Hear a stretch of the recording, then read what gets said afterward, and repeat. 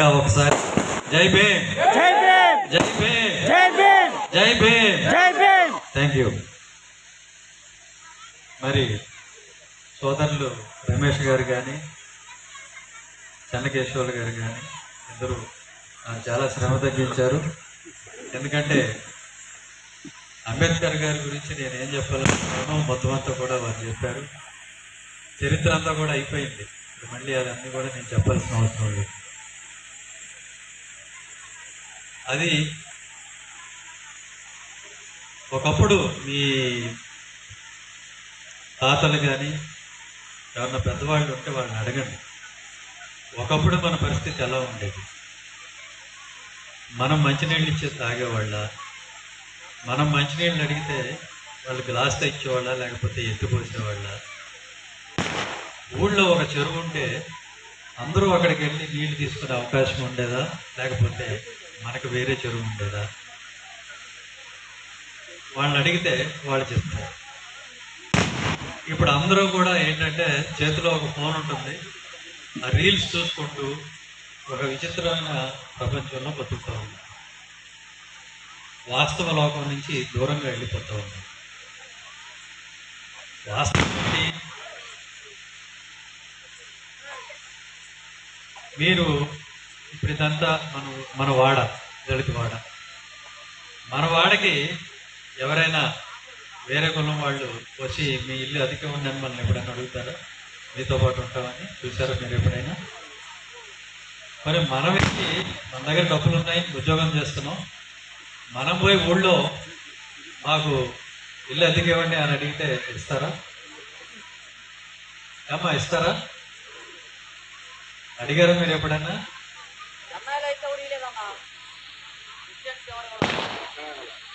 కాబట్టి ఇప్పటికే ఇవ్వలేదు, ఇవ్వటం లేదు.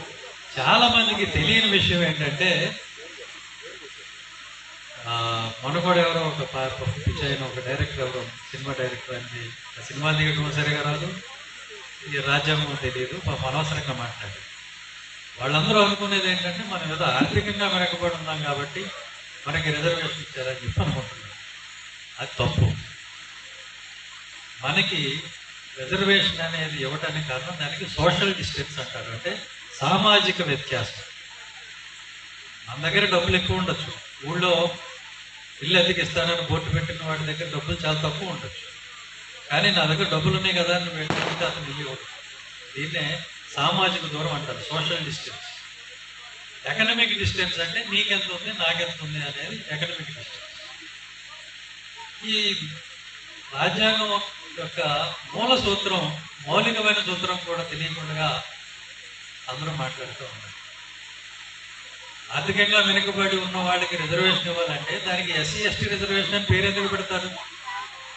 పూర్ రిజర్వేషన్, బ్యాక్వర్డ్ రిజర్వేషన్ అని అంటారు. ఇది చూడండి, scheduled caste and scheduled tribe అంటే రాజ్యాంగంలో ఒక షెడ్యూల్లో పొందుపరచబడినటువంటి కులము అలాగే ట్రైబ్ జాతి కాబట్టి ఎస్సీ ఎస్టీ అంటారు. ఆ జాబితాలో ఉన్న వాళ్ళందరూ కూడా సామాజికంగా వెనుకబడి ఉన్నారు కాబట్టి వాళ్ళని అందరితో పాటు కలపడం కోసం ఇచ్చినవి రిజర్వేషన్ తప్ప ఏదో ఈ ఆర్థికంగా వెనుకబడున్నారు కాబట్టి వీళ్ళు కూడా డబ్బులు సంపాదించుకోవాలని ఇచ్చినవి కాదు రిజర్వేషన్. ఈ మౌలిక సూత్రానికి కూడా వ్యతిరేకంగా ఆయన చీఫ్ జస్టిస్ గవాయి గారు కూడా మాట్లాడటం అనేది విచిత్రమైన విషయం. దళితుల్లో ఉద్యోగం సంపాదించుకున్న వాళ్ళు క్రీమీలు అయ్యారు, వాళ్ళు వదిలేయాలి, ఇవన్నీ మాట్లాడుతున్నారు. అసలు ఈ రాజ్యాంగం అమల్లోకి వచ్చే 75 సంవత్సరాలు అవుతుంది, రిజర్వేషన్లు వచ్చే 70 సంవత్సరాలు అవుతుంది. కొన్ని వేల సంవత్సరాలుగా ముందు కరణం మున్సిపల్ ఉండేవి. అవి ఏమన్నా పరీక్షలు రాస్తే వచ్చాయా? వేల సంవత్సరాలు. ఒకసారి తండ్రి కనుక ముత్తాత కనుక ఆ ముత్తాత కనుక కారణం అయితే అది వారసత్వంగా వాళ్ళకే. ఇప్పటికి కూడా రాజకీయ పదవులన్నీ కూడా ఎలా వస్తున్నాయో మీరు చూస్తున్నారు. అక్కడెక్కడా లేదు. ఇక్కడ మాత్రం ఒక టీచర్ గారు వాళ్ళు చెప్పేటప్పుడు ఏమేమో చెప్తారు, కలెక్టర్ గారు కొడుకు అది ఇది అని చెప్పి. కానీ వాస్తవానికి వచ్చేసరికి ఏమవుతుందంటే ఒకసారి నువ్వు టీచర్గా ఉద్యోగం సంపాదించావు, నీకు చాలు, ఒకసారి ప్యూర్గా ఉద్యోగం సంపాదించావు, ఏదైనా ఉద్యోగమే ఇక నీ పిల్లలకి ఇవ్వమంటారు. అంటే ఒక టీచర్ ఉద్యోగం చేసి, ఒక ప్యూన్ ఉద్యోగం చేసి ఈ వేలాది ఒక తరంలో పోతుందా? ఏమన్నా అర్థం పర్థం ఉందా? ఇట్లాంటి అర్థం లేని మాటలు, రాజ్యాంగానికి తూట్లు పొడిచే మాటలు మాట్లాడతారు. ఎస్, నేను ఐఏఎస్, నేను ఐపీఎస్, నా బిడ్డకి రిజర్వేషన్ కావాలక్కర్లేదు అనేది మేము నిర్ణయించుకోగలం. నా పిల్లలు ఎవరికి నేను ఏ రోజు రిజర్వేషన్ నేను ఉద్యోగాల్లో ఏ రోజు నేను తీసుకోలేదు, చదువులో తీసుకోలేదు, అవసరం కూడా రాలేదు. అది ఎవరికి వాళ్ళు నిర్ణయించుకుంటారు. అంతేగాని దాని అర్థం నా మీద వివక్ష లేదని కాదు, మొత్తం వివక్ష అంతా పోయిందని మాత్రం కూడా కాదు. కాబట్టి రాజ్యాంగంలో అంబేద్కర్ గారు అసలు మొట్టమొదటిగా అడిగింది రిజర్వేషన్ అనే మాట ఆయన దృష్టిలోనే లేదు. ఇది తెలుసుకోవాలి. వారు అడిగింది ఏంటి? అంబేద్కర్ గారు అడిగింది, ఈరోజు అసెంబ్లీలో 175 మంది ఎమ్మెల్యేలు ఉన్నారు. అందులో రిజర్వ్డ్ పేరులో ఒక 25 మందో 29 మందో ఎమ్మెల్యేలు ఉంటారు. వాళ్ళు ఎప్పుడు దళిత సమస్యల మీద మాట్లాడటం అనేది మనం చూడం. ఇప్పుడు కాదు, ఎప్పుడైనా సరే, ఎప్పుడైనా. కాబట్టి ఆయన ఏమన్నాడంటే, ఈ 170 సీట్లు ఉన్నాయి. ఇందాక వెంకటేశ్వర గారు చెప్పారు, బాలలకే 46% వరకు 40 లక్షల మంది ఉన్నారు. అలాగే మాదిగ సోదరులు ఉన్నారు, వాళ్ళు ఒక 30 లక్షలు ఉంటారు. 70 లక్షల మంది ఉన్నప్పుడు ఈ 70 లక్షల మందికి ప్రత్యేకమైనటువంటి నియోజకవర్గాలు, అంటే దళితులు మాత్రమే ఎన్నుకునేటువంటి నియోజకవర్గాలు. ఇప్పుడు ఎమ్మెల్సీలో మీరు గ్రాడ్యుయేట్స్ ఓటేస్తారు, అలాగే టీచర్స్కి ఓట్లు వేస్తారు. ఆ రకంగా దళితుల కోసం ప్రత్యేకమైనటువంటి ప్రతినిధులు ఎన్నుకునేటువంటి వ్యవస్థను పెట్టండి. ఇప్పుడు ఉదాహరణకి ఇది పర్చూరు నియోజకవర్గం. ఈ పర్చూరు నియోజకవర్గంలో ఉన్న జనాలను బట్టి దళితులు మిగతా వాళ్ళందరూ కలిపి ఎన్నుకునేటువంటి ఒక జనరల్ ప్రతినిధి, దళితులు మాత్రమే ఎన్నుకునేటువంటి ఒక దళిత ప్రతినిధి కూడా ఉండాలి. అంటే 2 ఎమ్మెల్యేలు అసెంబ్లీలో సమానంగా. అప్పుడు ఈ దళిత ప్రతినిధి ఏం మాట్లాడతారంటే, దళితులకి ఏం సమస్యలు ఉన్నాయో వాళ్ళ ఓట్లతో నేను ఎన్నికయ్యాను, వాళ్ళు మాత్రమే నాకు ఓట్లు వేయాలి కాబట్టి వాళ్ళ సమస్యలు నేను మాట్లాడతాను, మిగతా వాటితో నాకు సంబంధం లేదని ఆయన మాట్లాడారు. ఇది అంబేద్కర్ గారు రాజ్యాంగంలో రాయదలుచుకున్నది, రాసింది, దాన్ని బలవంతంగా వెనక్కి లాగింది. దాన్ని వదిలేయాలి, మీరు తప్పదని చెప్పి గాంధీ గారు ఆమరణ నిరాహార దీక్ష కూర్చొని నా ప్రాణమైన చూస్తాను కానీ దళితులకి ఇలాంటి వ్యవస్థ నేను రానివ్వనని ఆయన కూర్చుంటే, గాంధీ గారి కొడుకు పెట్టి అంబేద్కర్ గారిని, అంబేద్కర్ నాకు తండ్రికి భిక్ష పెట్టు, నా తండ్రి గారి ప్రాణాన్ని కాపాడని అంటే ఆయన ఎంతో బాధతో ఈ రిజర్వేషన్ ఒప్పుకున్నాడు తప్ప నాకు రిజర్వేషన్ కావాలి అని అంబేద్కర్ గారు ఏ రోజు అడగలేదు, ముందే తెలుసుకున్నాడు. ఇప్పుడు అందరూ ఏం చెప్తారు, మీకు రిజర్వేషన్ ఇచ్చాము, ఇంకేం కావాలి. అరే నువ్వు, మేము అడిగిందే కాదు రిజర్వేషన్, మేము అడిగింది అధికారంలో భాగస్వామ్యం అడిగింది. అది వదిలిపెట్టి మీరు చూడండి, అసెంబ్లీలో బలంగా ఉండే కులాలు ఎవరైనా రిజర్వేషన్ అడుగుతారు, కానీ అన్ని చోట్ల ఎవరి పెత్తనం నడుస్తుంది? అది అధికారం ఉంటే జరిగేది. అంబేద్కర్ గారు అడిగింది అధికారంలో వాటా. సో మేమేమంటామంటే, మన నాయకులు చాలా మంది వస్తారు, వచ్చి మేము అది మారుస్తాం, ఇది మారుస్తాం, మేము ఎమ్మెల్యేలు అయిపోతాం, ఎంపీలు అయిపోతాం, మంత్రులు అయిపోతాం అంటారు. నేను విమర్శించడం కాదు, కానీ వాస్తవాలు మాట్లాడితే మంచిది. ఎప్పుడైనా సరే అలానే పోటీ చేస్తారు, 200-300 ఓట్లు వస్తాయి, అందరి ముందు మన పరుగు పోతుంది. ఇలా ఎందుకు జరుగుతుంది అనేది ముందు మనం విశ్లేషించుకోవాలి. నాకు అర్థమైంది ఏంటంటే, ముందు ఉట్టికెక్కలేనమ్మ స్వర్గానికి ఎగిరిందని చెప్పేసి ఒక సామెత ఉంది. అనగా మనం ఏం కొత్తగా నేర్చుకోకర్లని మన పెద్దవాళ్ళు చెప్పారు. ఉంటే దగ్గరలో ఉంటుంది, ఉంటే అందుకోలేనమ్మా స్వర్గం ఎక్కడో ఉంటుంది పైన, ఉంటే కనుక అక్కడ దాకా ఎదురుతానన్నాడు. ఇప్పుడు మన వాళ్ళు చెప్పేది కూడా అలానే ఉంది. ముందు ఇంతకెళ్ళి రచ్చగెలవాలి. కాబట్టి నీకు గ్రామ స్థాయిలో పంచాయతీ మీద పట్టుకుంటే నువ్వు పార్లమెంట్ వరకు వెళ్ళచ్చు. అంతేగాని సరాసరి నువ్వు పార్లమెంట్కి వెళ్ళిపోతాను, ప్రధానమంత్రి అయిపోతానంటే అది జరిగే పని కాదు. మోడీ గారు 20 సంవత్సరాలు ముఖ్యమంత్రిగా చేసి అక్కడ నిరూపించుకున్న తర్వాత ప్రధానమంత్రి అయ్యారు. కానీ సరాసరి వచ్చి నేను ప్రధానమంత్రి అయిపోవాలి, అదే సూత్రం మనకు కూడా వర్తిస్తుంది. ముందు నీకు నీ గ్రామంలో బలం ఉండాలి, నీ గ్రామంలో పట్టు ఉండాలి, నీ గ్రామంలో అధికారం ఉండాలి. అది ఎలా సాధ్యం? రిజర్వేషన్ వ్యవస్థ అనేది డమ్మీ అభ్యర్థుల్ని నిలబెట్టడానికి పనికొస్తుంది తప్ప నిజంగా మన చేతికి అధికారం రాదు అనేది 75 సంవత్సరాల్లో రుజువయ్యింది. అయిందా లేదా? నిజంగా అధికారం చలాయిస్తున్నారా రిజర్వేషన్లో ఉన్న సర్పంచ్లు కానీ, ఎమ్మెల్యేలు కానీ, ఎంపీలు కానీ? చూసారా? మీకు బాగుంది, వీళ్ళందరూ పనితీరు బాగుందంటే వాళ్ళు మీరు చేతులు ఎత్తండి, సంతోషంగా ఉన్నామండి, వాళ్ళు చాలా బాగా పనులు చేస్తున్నారు, మన కులానికి అంటదండలో ఉన్నారని ఎవరన్నా అనుకుంటే చేతులు ఎత్తండి. లేదు మార్పు రావాలి అనుకుంటే చేతులు ఎత్తండి. అందరూ మార్పు రావాలనుకుంటున్నారు. ఆ మార్పు ఎక్కడ ప్రారంభం అవ్వాలి అనేది ఆలోచించి దళిత వాడని పంచాయతీ చేయమని చెప్పి అడిగాం. అంబేద్కర్ గారు ఆ రోజు ఏదైతే అడిగారో దాన్ని మనం కొంచెం చిన్న స్థాయిలో ప్రతి దళిత వాడిని ఒక ఇండిపెండెంట్ పంచాయతీగా ఏర్పాటు చేయండి.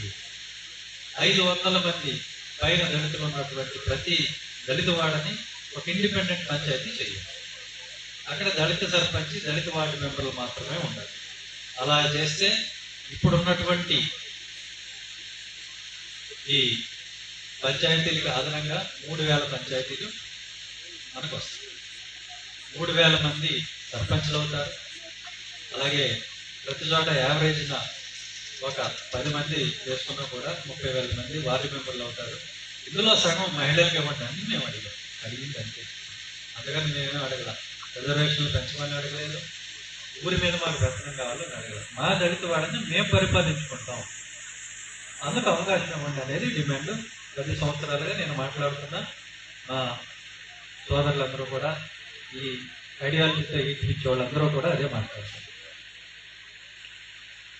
వీళ్ళు మీ పార్లమెంట్కి వెళ్తాం, మారుస్తామని చాలా కాలం నుంచి చెప్తున్న వాళ్ళు మరి ఇంతవరకు ఏం సాధించారో నాకు తెలియదు. కానీ నేనైతే ఈ 10 సంవత్సరాల్లోనే దాన్ని మేనిఫెస్టోలో పెట్టించగలిగాను. ఒక ప్రధాన రాజకీయ పార్టీ మేనిఫెస్టోలో పెట్టేలాగా నేను చేయగలిగాను. ఇది నేను సాధించాను. ఇది ఎలా సాధ్యమైంది? నేను పోయి సార్ నాకు ఎమ్మెల్యే ఇవ్వండి, నాకు ఎంపీ ఇవ్వండి, మా అబ్బాయికి టికెట్ ఇవ్వండి అని నేను అడుగుతుంటే అది ఇచ్చేవాడు. ఎందుకంటే 28 మందికి ఎలా ఇవ్వాలి? ఆ టికెట్ ఒకటి నాకు కూడా ఇచ్చేవాడు. నేను అది అడగలేదు కాబట్టి, అది వదులుకున్నాను కాబట్టి దళితవాడ పంచాయతీ అనే ఎజెండా నెగ్గింది. దానికి సిద్ధపడాలి.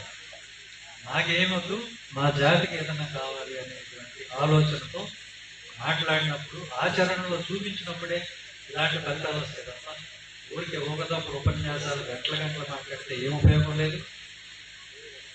అది చేస్తాం, ఇది చేస్తాం అని ఒక పార్టీ పెట్టేసేసి చతికిల పడి 200-300 ఓట్లు తీసుకొని పరువు పోగొట్టుకుంటే జరిగేది లేదు.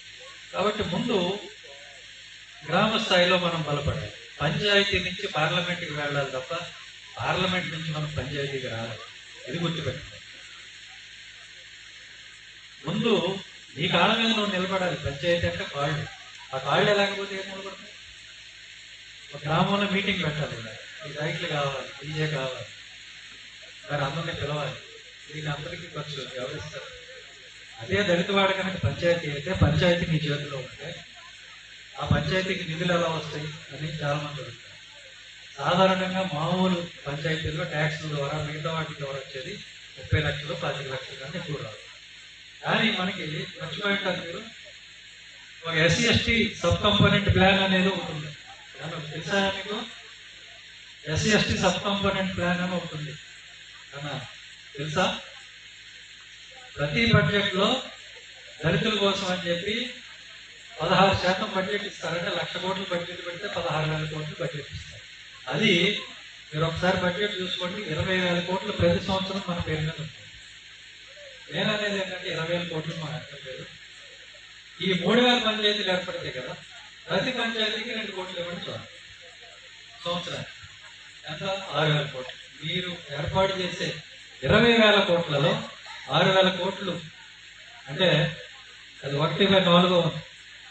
ఒక వంతు పావు వంతు ఇచ్చినా కూడా ప్రతి దళిత వాడికి, అంటే ఇలాంటి ఒక దళిత వాడికి 2 కోట్లు సంవత్సరానికి వస్తుంది. అంటే ఎంత అభివృద్ధి మనం చేసుకోవచ్చు. స్కూల్స్ ఎంత బాగు చేసుకోవచ్చు, హాస్పిటల్స్ ఎంత బాగు చేసుకోవచ్చు, స్టడీ సర్కిల్ పెట్టుకోవచ్చు, పిల్లలకి విద్య వైద్యం అన్నీ అందించుకోవచ్చు. అలాగే ఇలాంటి మీటింగ్లు మొదలు పెట్టుకోవచ్చు. ఆ రకంగా మనం గ్రాస్ రూట్ లెవెల్ నుంచి అంటే కింద స్థాయి నుంచి మనం బలపడాలి, పైకి రావాలి తప్ప. మీరు వచ్చిన వాళ్ళని ఒకటే అడగండి, మీరు చెప్పినంత మేము వింటాం, కానీ మీరు చెప్పింది విన్న తర్వాత మీరు మాకు ఏం చేయగలరు? మీ దగ్గర ఉన్న ప్రాణానికి ఊరికే మాటలు చెప్పేది ఓ అని అనిపించేసి వెళ్ళిపోవడం కాదు. నేను వచ్చి నేను ఏదైనా చెప్పాను, మీరు ఎంత టైం కూర్చున్నారంటే దానివల్ల మీకు 3,000 మంది సర్పంచుల్ని ఏర్పాటు చేద్దాం రాష్ట్రంలో అని చెప్పి నేను పోరాడుతున్నాను తప్ప నేనేదో ఎమ్మెల్యే అవ్వాలనుకుంటే ఇప్పటికి 2-3 ఎలక్షన్లు అయిపోయాయి. నేను ఏ రోజు పోటీ చేయను. మనవాడు మన అలవాటు అదే, ముందు నుంచి మొదలు పెడతారు. ఈసారి ఈ పార్టీలో పోటీ చేస్తున్నాడు, ఆ పార్టీలో పోటీ చేస్తున్నాడు అన్ని తలగా. అంటే వాడు ఒక పనికి మాట్లాడు కాబట్టి మేము అందరూ అలాగా వాడికి టికెట్ రావడమే గొప్ప, నేను కావడమే గొప్ప, అది మించి ఏమో నా ఆలోచన. నేను మొదటి నుంచి ఒకటే ఎజెండాతో వచ్చాను. ఆ ఎజెండాని దాదాపుగా సాధించాను. ఖచ్చితంగా నేను సాధిస్తాను. నేనే కాదు, నాతో ఈ రోజు ఇంత టైం గడిపినందుకు మనం అందరం సాధిస్తాం. ఇది మనందరి ఆకాంక్ష అని అందరికీ తెలిసేలాగా గట్టిగా ఒకసారి దళితవాడ పంచాయతీకి జై కొడుతూ 3 సార్లు జై భీం చెప్పాల్సిందిగా మిమ్మల్ని అందరినీ కోరుతున్నాను. జై భీం, జై భీం, జై భీం, జై భీం.